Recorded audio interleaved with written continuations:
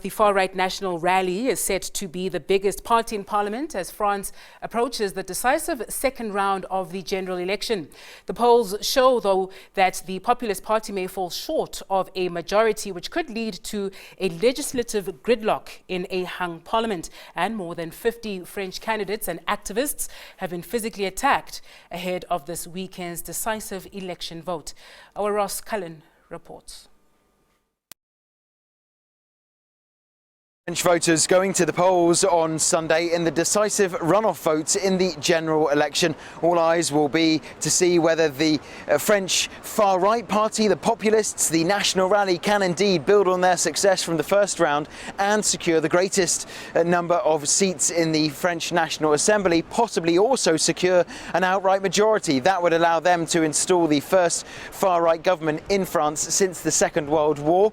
There is a challenge coming to them from the left wing, the hard left, centre left and Greens together under a coalition umbrella of the New Popular Front, also going in search of that absolute majority, being able to install a left-wing Prime Minister. One thing that is certain, if you look at the polls, is that Emmanuel Macron's governing party, Renaissance, and their allies, they were the biggest party in Parliament before the election. Then the President called the snap vote, and he is likely to lead them from first to third place, perhaps, according to the polls, just getting barely 100 MPs.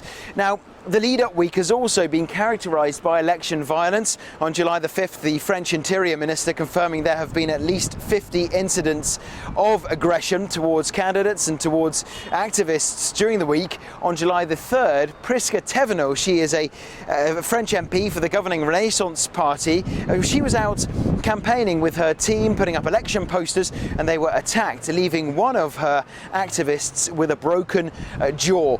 30,000 police officers will be on duty on Sunday across the country to monitor the election, some 5,000 in the French capital alone, also there to monitor for any unrest which could break out if there is a far-right victory and also especially if there is a far-right absolute majority.